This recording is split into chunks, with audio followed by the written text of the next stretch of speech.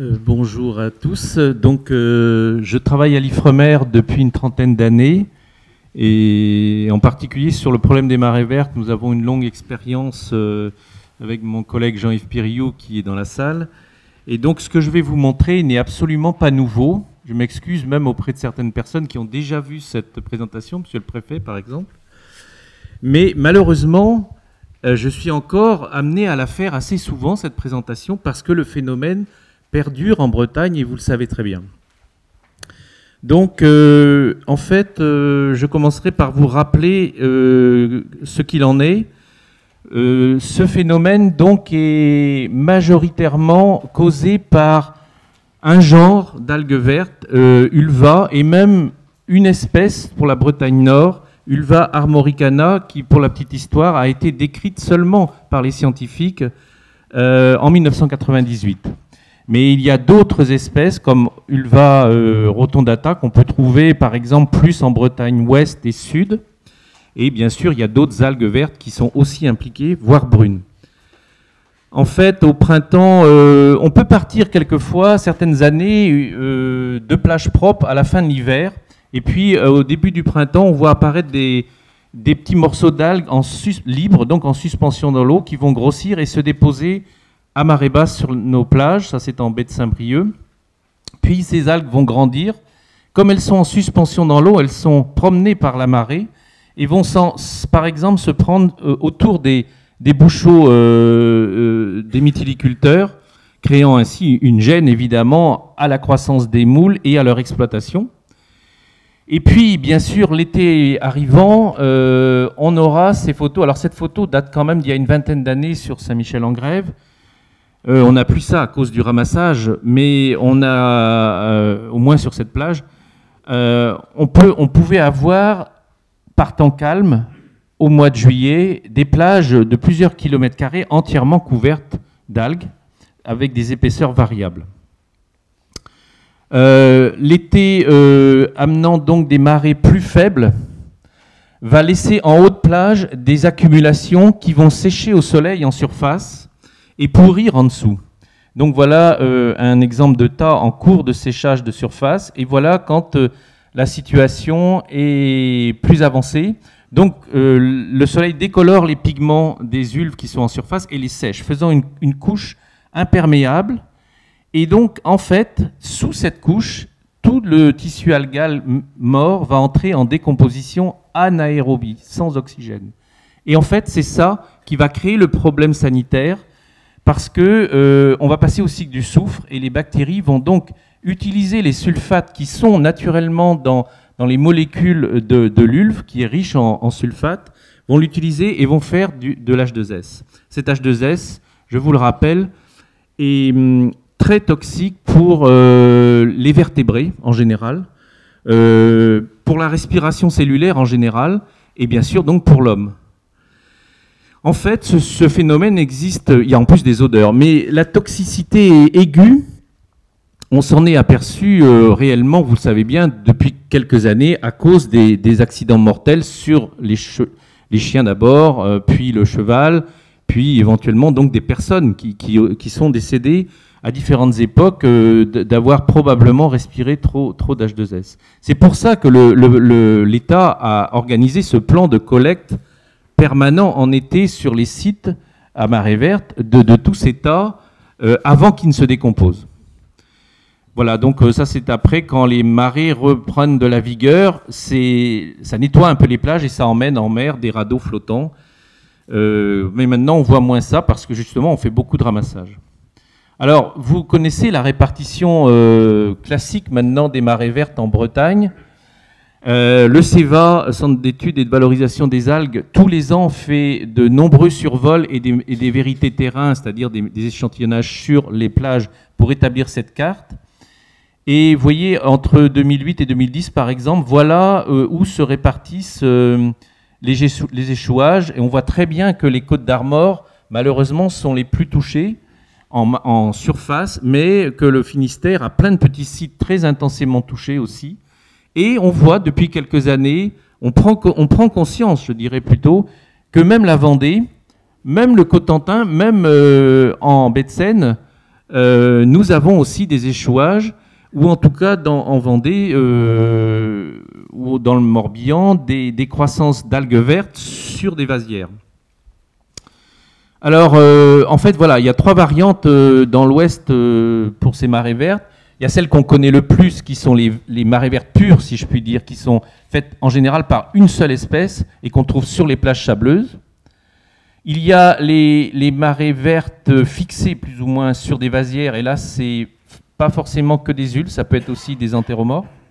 Et puis on a ces marées mixtes un petit peu, où il y a des algues vertes pour un tiers, des algues brunes et des algues rouges qui viennent s'échouer sur les plages, et ça c'est plutôt le cas de la Vendée par exemple. L'évolution temporelle de cette marée verte, on la connaît bien depuis qu'on fait tous les ans ces survols, et vous voyez qu'entre 1997 et 2010, en fait il y a un état stable en Bretagne, avec des fluctuations selon le climat de l'année. Mais il y a un état à peu près stable, et c'est vrai que les 2 départements les plus touchés, c'est les bâtons verts et jaunes, sont les Côtes d'Armor et le Finistère. Donc, pour finir cette première partie, je dirais que les marées vertes, c'est une forme bien visible de quelque chose que les scientifiques connaissent bien dans les eaux douces et dans les eaux de mer, c'est-à-dire l'eutrophisation. Qu'est-ce que c'est que l'eutrophisation? Ça veut dire au départ bien nourri. En fait, c'est trop nourri. Ce sont les cas d'indigestion de l'écosystème, c'est-à-dire que l'écosystème produit trop de végétaux, ici d'algues, par rapport à ses capacités d'assimilation, soit biologique, par digestion, par consommation, par les brouteurs, soit physique, par évacuation.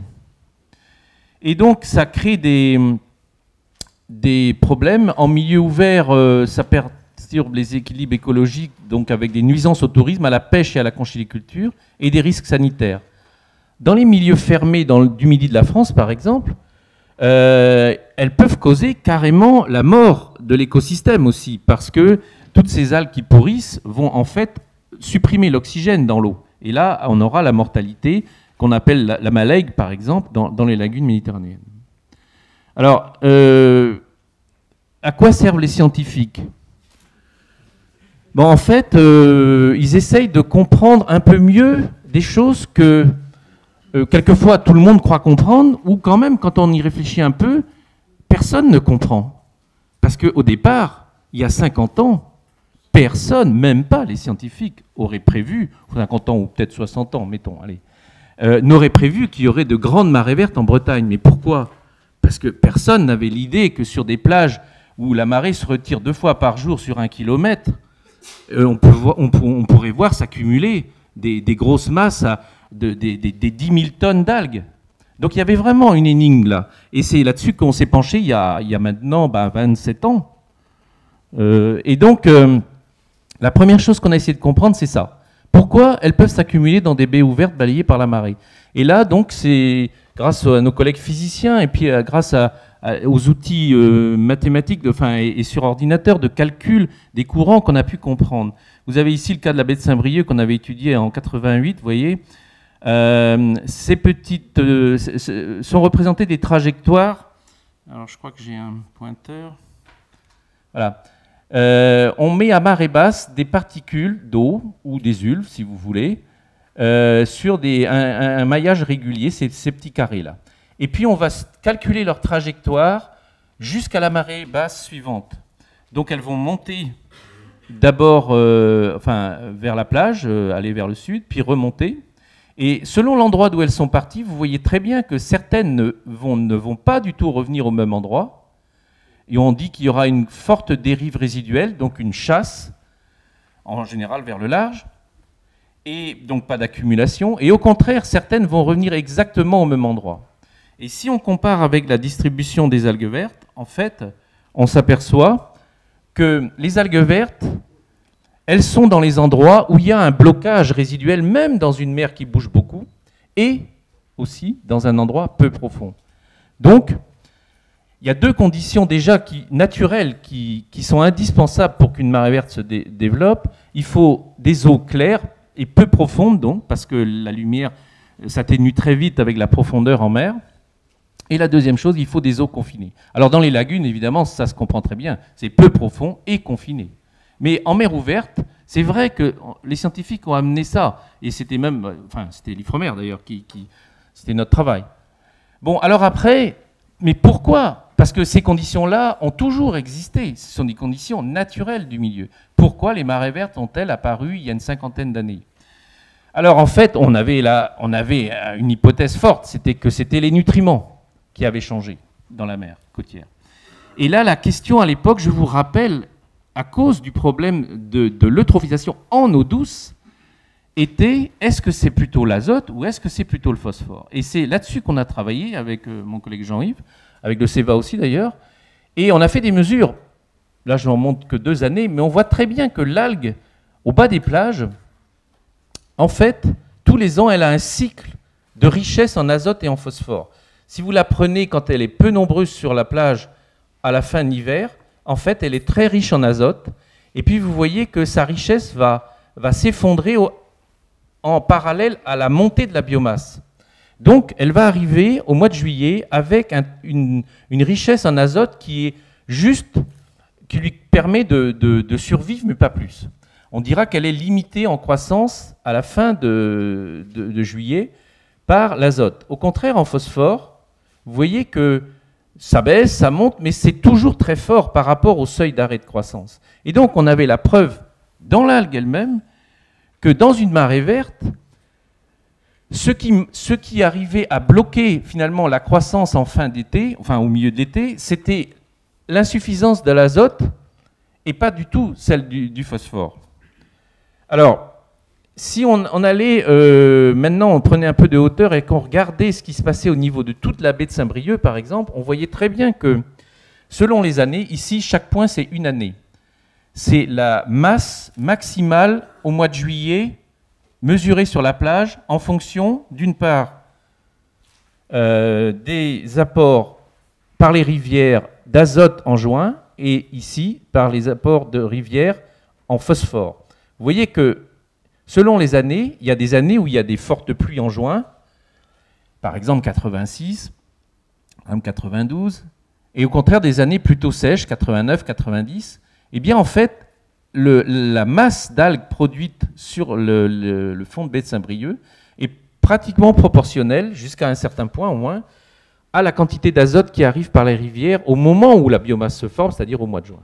Quant à il n'y a aucune relation avec le phosphore. Et ça, c'était une autre preuve, mais cette fois-ci à l'échelle de toute une baie, que en fait, le levier qui contrôle cette biomasse, c'est l'azote, et pas le phosphore. Et ça, c'était très dur à faire passer.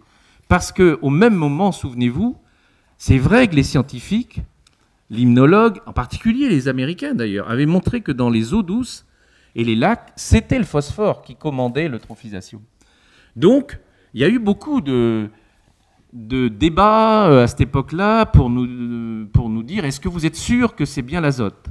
Oui, nous sommes sûrs. Parce que ce n'était pas nouveau. Les algues vertes, en 1911, des Anglais avaient déjà publié un article scientifique qui montrait que les algues vertes, en fait, poussaient beaucoup là où il y avait beaucoup d'arrivées d'azote. À l'époque, ce n'était pas agricole, c'était de l'azote des villes, en particulier devant Belfast. Bon.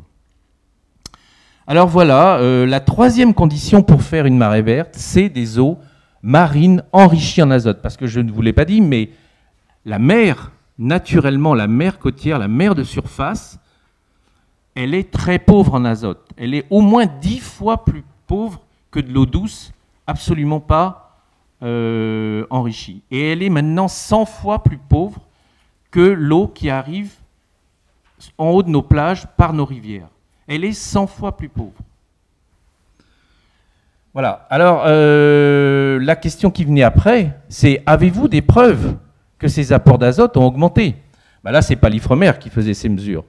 C'est donc les pouvoirs publics et nos collègues aussi des universités, et puis de l'INRA et du CEMAGREF. Et en fait, beaucoup d'organismes font des mesures dans les eaux douces.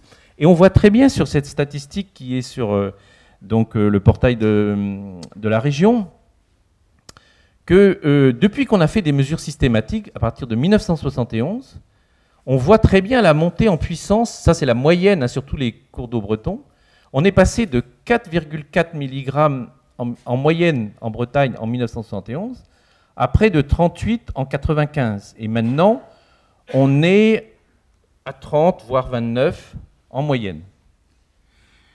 Et je rappelle que la première marée verte officielle qui gêne, c'est celle de Saint-Michel en Grève, c'est 1971. C'est une pétition des habitants qui se plaignent à leur maire de l'apparition de cette marée verte qui rend la plage inutilisable. 1971. Donc, est-ce qu'il y a encore des preuves en Bretagne que l'eau peut être à quelques milligrammes? Oui, il y a encore des preuves. Évidemment, vous me direz, ce n'est pas des zones où il y a beaucoup d'habitation et d'agriculture, mais ici, donc, on a encore 2 points de mesure où l'un même est à moins de 2 mg de nitrate par litre. C'est dans les Monts d'Arrée. Vous avez dans la documentation qui vous a été donnée, là, un prospectus donc, sur l'agriculture biologique, et il y a il y a un rappel sur l'expérience de la zone de Munich, où ils ont fait donc des efforts pour diminuer les teneurs en nitrate. Regardez ça, vous verrez qu'en 95, nous on était à 38 mg en moyenne, eux ils étaient à 14. Ils sont maintenant redescendus à 8. Donc voilà, ça met un peu les choses, ça me donne un cadre si vous voulez. Il vous reste 5 minutes. Ah oui, alors donc ça va être je vais accélérer. Alors la cause, vous la connaissez bien, c'est vrai que c'est aussi la richesse de la Bretagne, c'est sa production agricole très intensive, pas seulement en porc, aussi en bovin et en poulet, en volaille. Alors en fait, si on regarde un peu de plus loin l'évolution des apports, eh bien, on voit que depuis 1950, avec les données qu'on peut rassembler, c'est notre collègue Aquilina qui l'a fait donc à l'université de Rennes, on voit que les engrais minéraux ont énormément augmenté jusqu'aux années 90. On était évidemment parti avec le fumier de plus haut, mais quand même on a augmenté par les lisiers jusqu'à peu près la même époque, et puis c'est redescendu. Si on regarde finalement le nitrate dans la nappe phréatique de Bretagne, on voit que c'est parti de presque rien, et tout d'un coup, il y a eu une montée très très rapide jusqu'à 80 mg, et que c'est en train de redescendre. On est à 55 maintenant. Si on regarde dans une rivière majoritaire en Bretagne, c'est la Vilaine, son quantile 90, vous voyez, suit à peu près la même évolution, et donc sa moyenne aussi. Finalement, résultat, ce qu'on peut dire, c'est que les eaux des rivières et des nappes souterraines de Bretagne réagissent vite. Ce n'est pas 20 ans. C'est en 2-3 ans, en moyenne, on va voir qu'elles réagissent aux variations d'apport fertilisant sur les bassins versants. Donc, c'est un message aussi d'espoir quand même, parce qu'on nous dit toujours, mais si on fait quelque chose, de toute façon, on ne verra pas les résultats avant 20 ans. Mais bien sûr que si. Mais si on fait quelque chose. Donc, il faut faire quelque chose. Alors, il a été fait quelque chose, invisiblement, puisque c'est descendu. Mais là, ce n'est pas à moi de l'expliquer.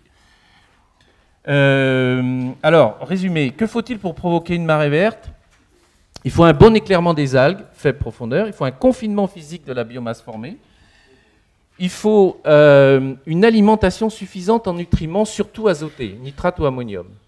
Donc, en fait, c'est surtout la période de fin de printemps et d'été qui est importante. Et là, une nuance. En Bretagne, nous avons différents bassins versants. Il y en a qui sont sur sous-sol granitique et d'autres sur sous-sol plutôt métamorphique, enfin schisteux.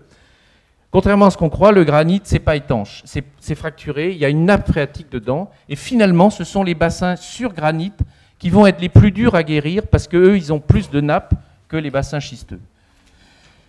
Alors, est-ce qu'il y a des remèdes? Il y a l'action curative que l'État et la région et les communes payent depuis déjà 30 ans. Ramassage sur l'estran, maintenant ramassage peut-être en mer. Ça coûte cher. Je pense qu'on essaie quand même et c'est le plan Algues Vertes aussi qui essaie de développer des actions préventives.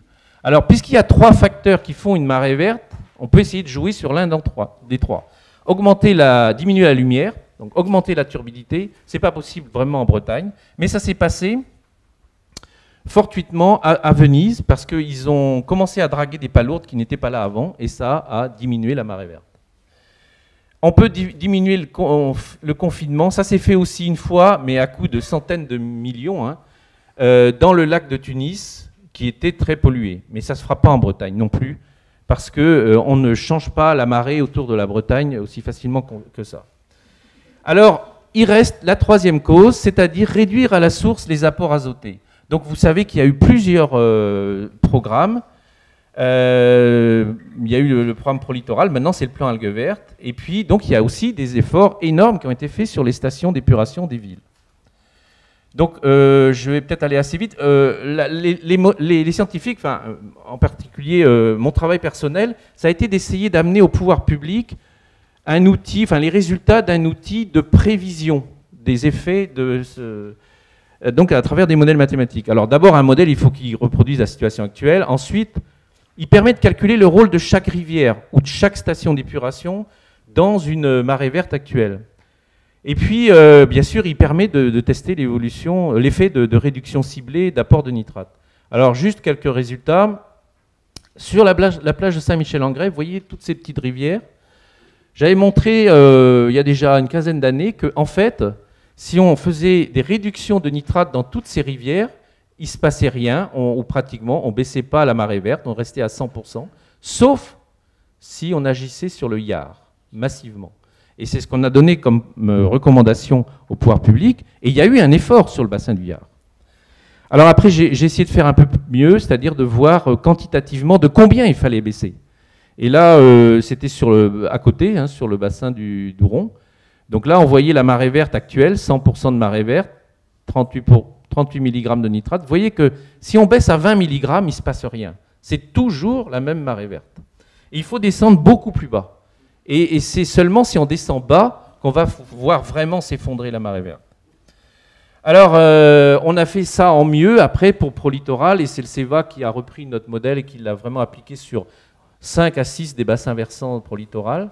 Bon, je vous passe ça, c'est les simulations par rapport aux données. On voit que le modèle reproduit quand même l'évolution de la biomasse sur les plages. Et puis, leur teneur en azote. Vous voyez, ça s'effondre partout en été. La conclusion de ça, c'est que sur toutes ces 5 baies qui ont été étudiées, vous voyez, ici, on a fait des réductions de nitrate dans la rivière. Eh bien, il y a une valeur un peu symbolique qui sort, c'est 10 mg. Si on va à 10 mg ou au-dessous, on va baisser d'au moins 50% les marées vertes, à peu près sur tous les sites. Et c'est ce chiffre qui a été donné dans le plan Algues Vertes. Donc voilà, voilà l'origine, entre autres. Bilan. Alors, moi je pense que les connaissances scientifiques en Bretagne, comme dans le monde entier d'ailleurs, désignent sans conteste l'augmentation des apports d'azote comme responsable des proliférations d'algues vertes. Il ne faut pas confondre, je l'ai déjà dit, eutrophisation en eau douce et eutrophisation en mer, parce que, en tout cas par les marées vertes, parce qu'en eau douce, le problème vient de cyanobactéries qui, pour beaucoup, sont capables de prendre l'azote directement dans l'air, enfin au moins sa forme dissoute. Et donc, ils n'ont pas besoin de nitrate. Alors, deuxième chose, les études scientifiques ont donné depuis 20 ans les éléments déterminants pour l'action à mener, c'est-à-dire de combien il fallait baisser les apports. Je rappelle un résultat crucial, c'est une petite diminution ne fera rien. Et du coup, il ne faut pas prétexter que si on a fait une petite diminution, on n'a rien vu. Et que, du coup, dire le nitrate n'est pas la cause des marées vertes. Ça fait longtemps que je le répète. Et enfin, il y a des choses encore qu'on ne connaît pas. C'est vrai. En particulier, pourquoi cette algue brune, par moment, prend la place en baie de la Fresnay ou en baie de Saint-Brieuc, le fameux Pilayella. Bon, en fait, c'est lié au fait qu'il y a une gradation dans les algues. Et les premières, c'est les cladophores, par exemple, des algues vertes filamenteuses, puis les Pilayella, quand il y a un peu plus d'azote, et finalement, le stade ultime de l'enrichissement en azote, c'est l'ulve. Là, si on peut aller directement à la conclusion. Voilà, je vais finir. Ouais, je peux aller plus vite. Voilà, conclusion. Merci. Les marées vertes.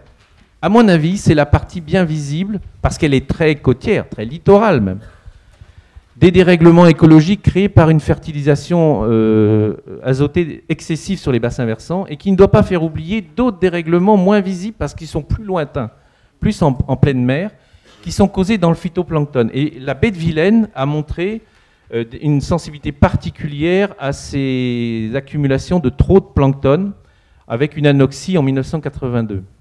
Il y a aussi le problème des espèces toxiques du plancton qui sont stimulées par les dérèglements de l'enrichissement marin. Malheureusement, je pourrais peut-être changer cette conclusion quand même un jour, mais les marées vertes sont, à mon avis, une pollution installée pour longtemps encore en Bretagne, parce qu'il y a beaucoup de conflits d'intérêts et finalement, on peine à agir rapidement sur les causes. Voilà, donc je m'arrête là. Je répondrai à vos questions si vous en avez d'autres.